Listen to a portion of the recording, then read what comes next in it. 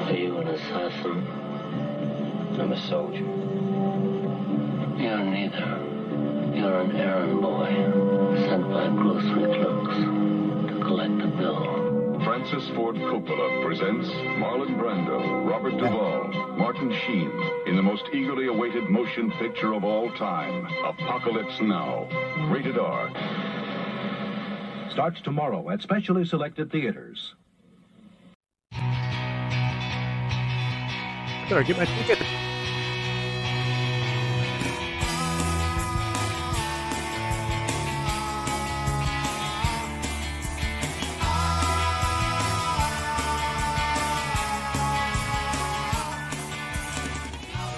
Hello again. It's the Music Relish Show. Yeah, and you can't see behind me, but I have about 150 CDs back there. Yeah. Other than the ones that Mark had burned for me. All of them I bought at Westwood Music Merchant in Westwood, New Jersey. Yeah. We recently lost the proprietor of the store, right, Mark? John Schlepek. Yeah.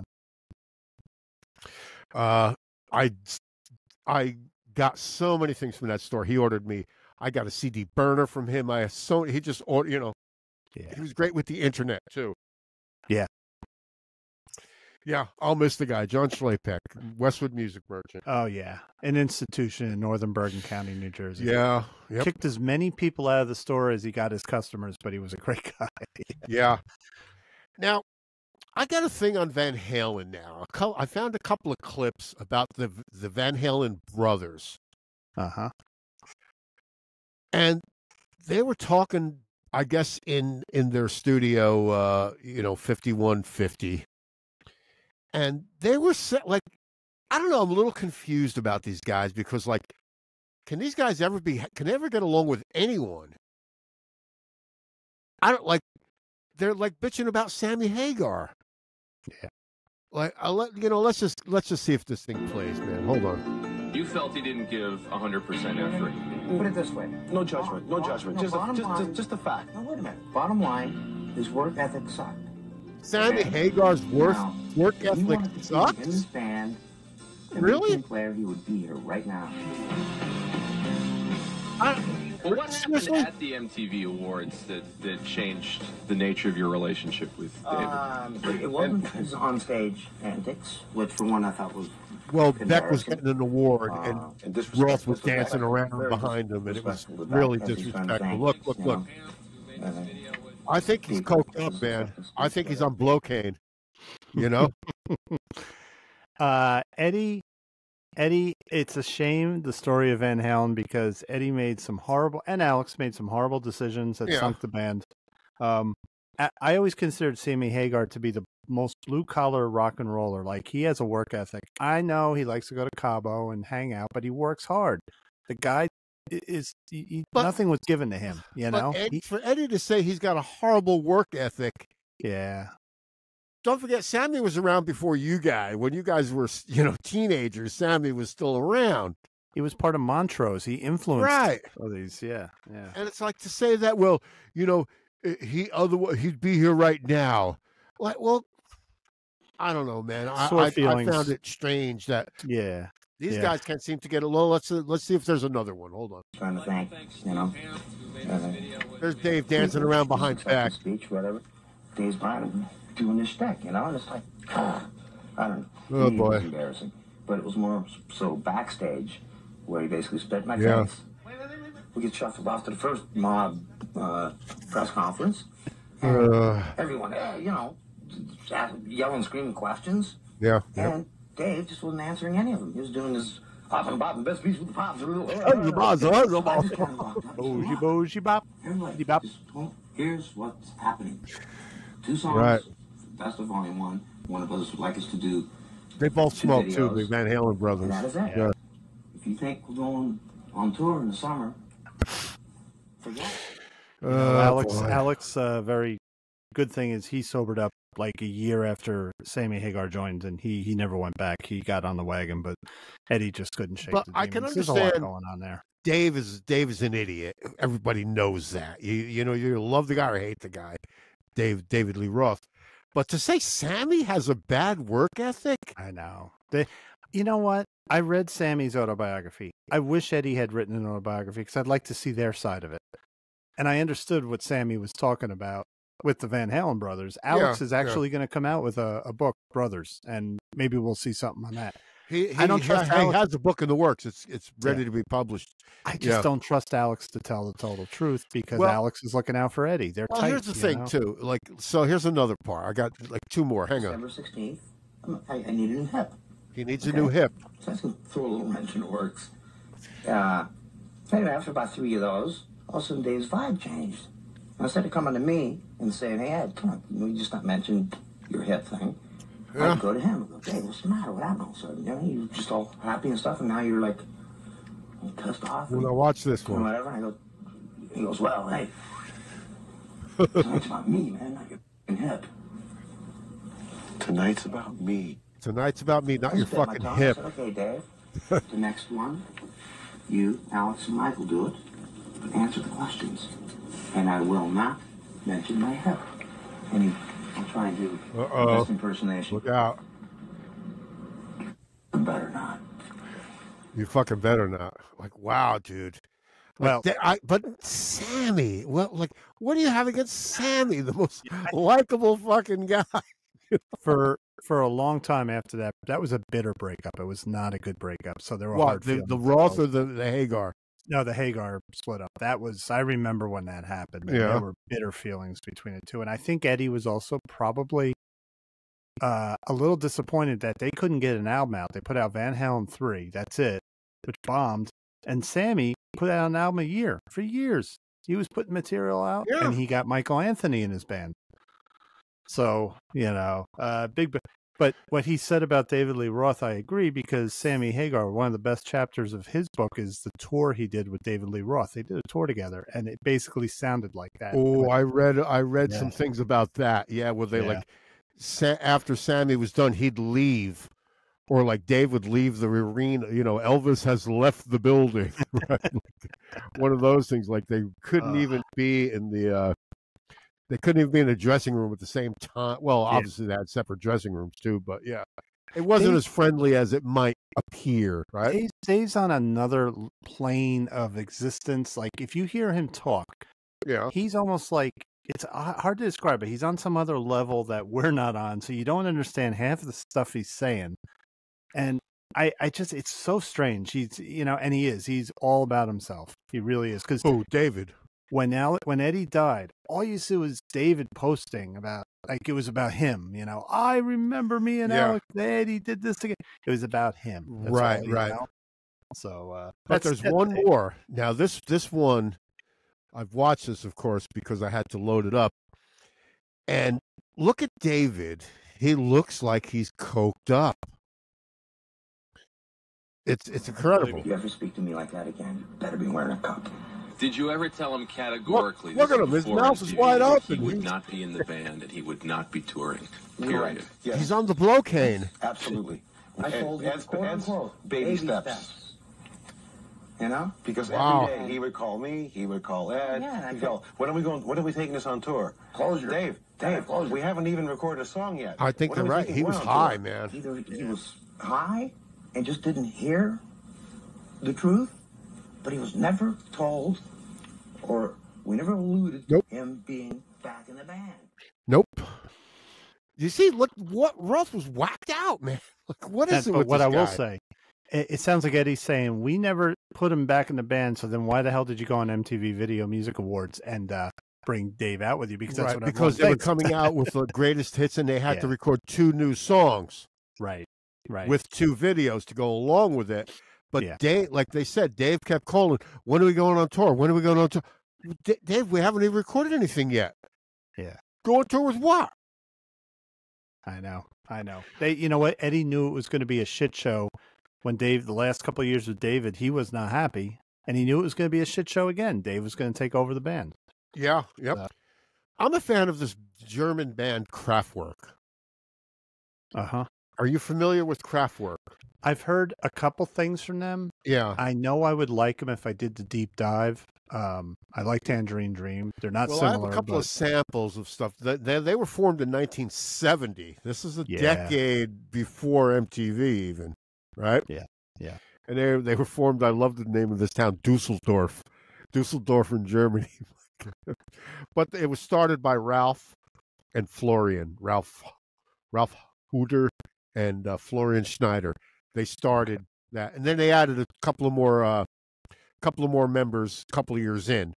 But it was pretty much them. But okay, these guys were a decade ahead of their time, and I'll show you. I'll play a couple samples. The first one I'll play is a song called Autobahn. Oh, that's a well-known song. Yeah, and it's very. It's if you know it, you've heard it. It's Beach Boy. It's Beach Boy like fun. It's almost like a Beach Boy. Let's see if it plays.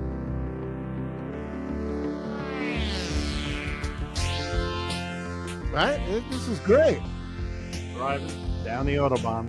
Fun. It's a Beach Boy song.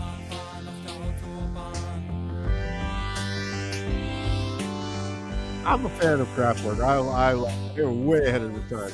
Oh yeah. There's the difference, which I'll point out in a minute, is they were an electronic. They were one of the early electronic bands. There was another German band. I had spoken to you about this in the past, right? It was another German band that was sort of into that at the time. But Kraftwerk, I guess. Now, don't forget, Perry, that in 1970, those keyboard sounds, Rick Wakeman wasn't using those. He was mostly playing piano with David Bowie, and Keith Emerson was mostly just doing his Hammond. He wasn't playing those texture sounds. They were way ahead of their time. Way ahead of their time. Here's another song called The Model. This is another big song by them. She's a model and she's looking. But listen to how familiar this keyboard, this sound became in the 80s.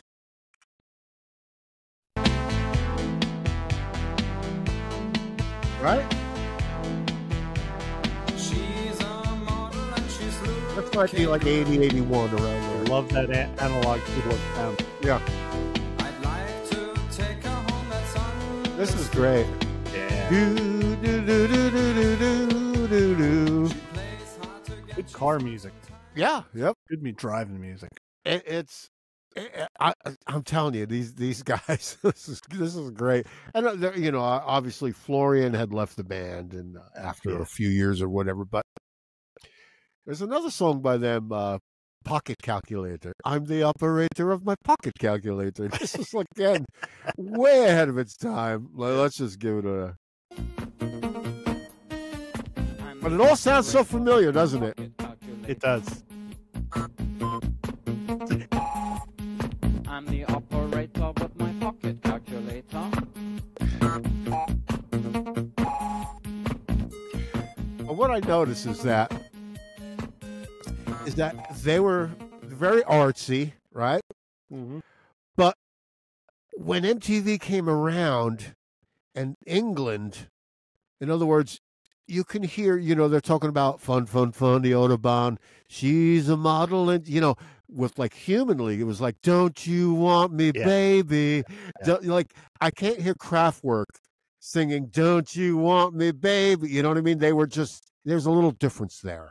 Yeah, they had to be, it has to be subjects that you would not hear in a pop song. Typical pop song. Right. Completely innovative and completely right. But in fact, here's another one. Here's one more. It's called Music Nonstop. Boing, boing, boom, chuck, chuck. See? Boing, boing, boom, chuck, ping, boing, boing, boom, chuck, chuck. Yeah. Boing, boing, boom, chuck, chung. Boing, I love experimentation with music. I love it. Yep. Boom, chaka, chaka, chaka, boom. Boing, boing, boom, chuck. Chaka Khan?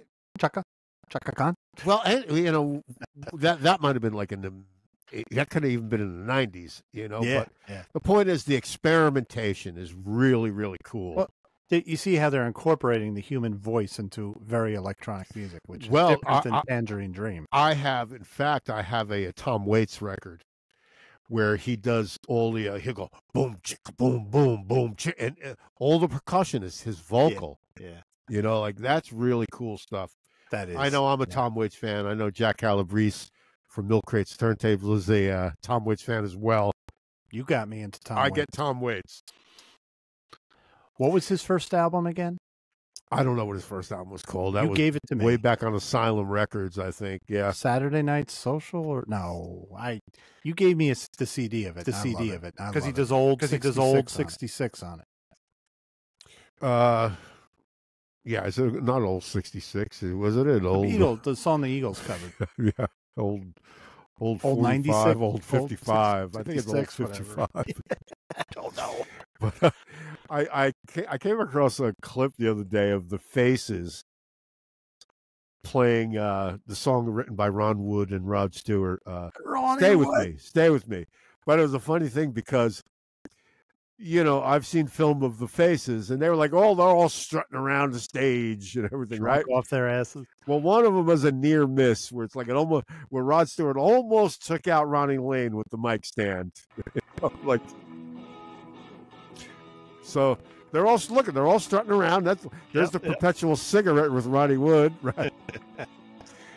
Right, but see, look, they're all strutting. That's what they do. But look at this. Watch. Whoa! Oh.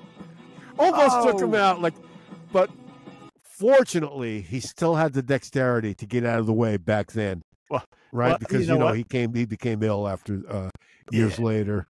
Rod didn't even know what he did. He's just sitting there. Hey. He had no idea, but he was within inches of taking him out. And did he have a cigarette in his mouth? Because he never even lost his cigarette. Who, Ronnie Lane? No, Yeah. Ronnie Wood always had the perpetual cigarette. Yeah, yep. I could always see Ron Wood. You know that trick where someone can put the cigarette in their mouth and bring it back out? I could see him doing that. Oh, yeah. I saw it in a movie one time, I think. Yeah. So you know what I have? What's that? We have isolated track trivia. We have a ton of trivia. Nice. Really good trivia. With this one, I'm going to play a sample. This one will be a piano track, right? Okay. And let's see if you can guess the track that it could be from. Okay? Let's play this one.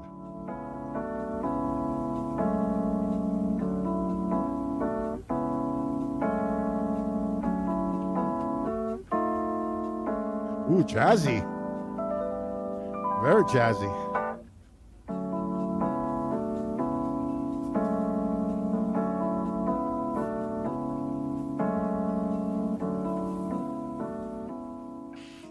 Is it Steely Dan? Earth, Wind, and Fire, September. Ah. Yep. Great song. Yeah. In September. All right, I've got another one. Let's see if you can guess who this is. And, well, give us this one. I don't need the name of the song. I'll just guess the artist, okay? Okay. Let's see.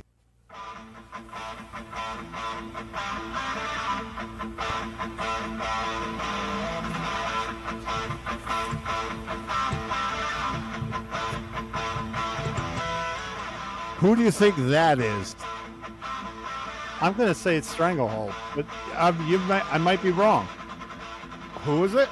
I'm saying Stranglehold by Ted Nugent. How did you know that? It's Stranglehold by Ted Nugent. It's an iconic How on riff. earth did you know that? It's an iconic riff, and it's when he had Derek St. Holmes singing. Derek St. Holmes is a great vocalist. He was a great vocalist. You're kidding me.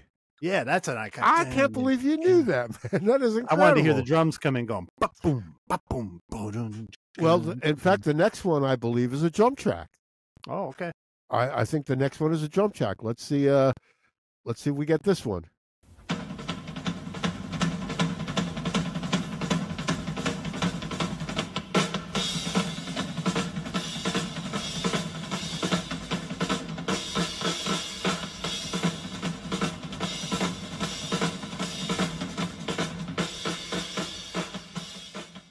Lou would have gotten this. It's not Eatontown Rifles by Jam? No, it's The Clash. I fought the law. It's a cover of I fought the law and the law won. I was thinking Eatontown Rifles. I was thinking do. All right, let's see. I've got another one here. Hold on. There it is. I got to find it. Okay. There it is, right here. Here we go. Okay. This is a piano track.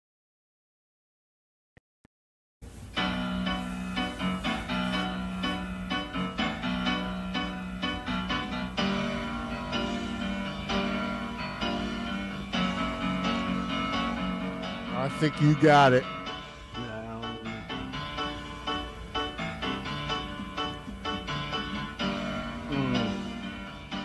Who would you say that is? Oh, you're kidding me. You tell me you don't know that. Is it Queen? It is Queen. All right. It's Queen. Death on Two Legs. That's absolutely Death on Two. You're good, man. That's good. On Death on Two. Because I remember seeing an interview with Brian May, and he said, you know, and he says, that's Freddie's riff. Freddie made that riff up on the piano. Yeah. What tipped me off to it being Freddie is his left hand was very powerful with the bum, bum, bum, bum. He was really good with that with the left hand. Oh, really? Yeah. Okay, here comes another one. Let's see. Here we go. Here's another. This is a piano track, too. Okay.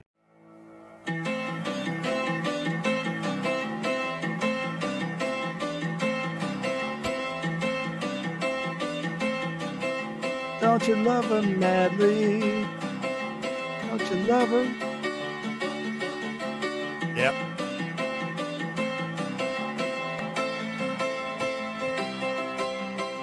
What say you, Mark Smith?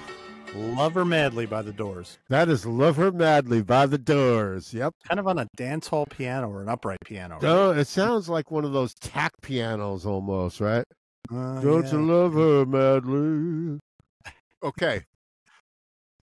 We have. Let me find it. Here we go. This is a piano track.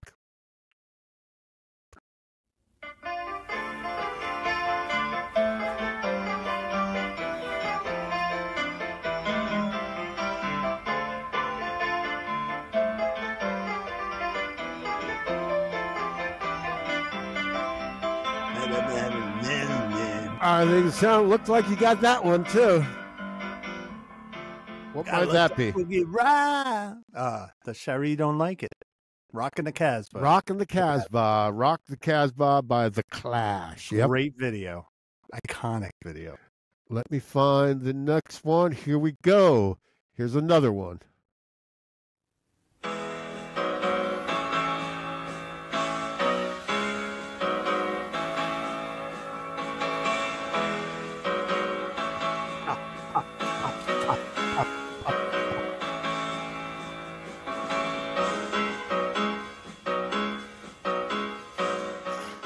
I bet you know that one, and I bet you Tom Stallone of Florida knows that one too, right? Can't fool me with Toto. I'll supply the love. That was Toto, right? You'll supply the night, I'll supply the love, or whatever.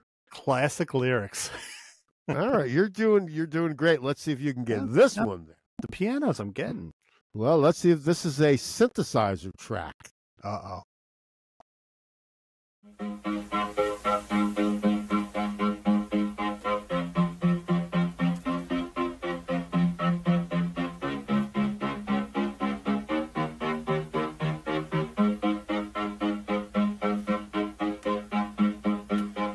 Get this, you're good.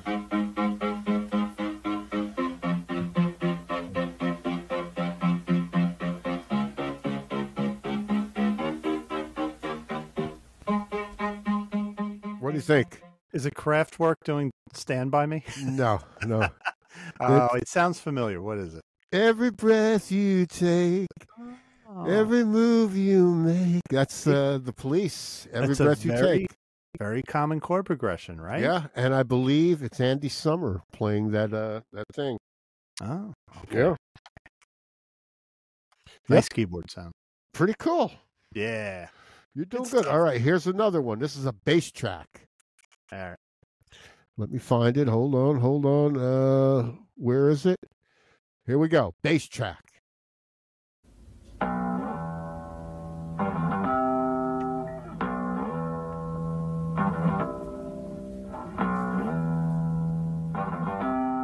You know it. Yeah. I do, but I can't place it. London calling to the faraway town. Yeah. War is declared and battle. Yeah, The Clash. That's the bass from London Calling, probably played by Mick Jones too on the record. I can't do the yelp he does. I have one more. Okay. Let's see if you can guess this one.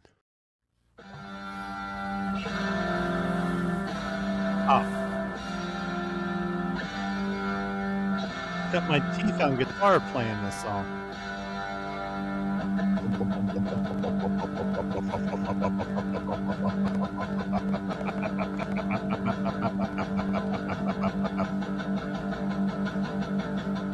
Come on, do your scream, Perry.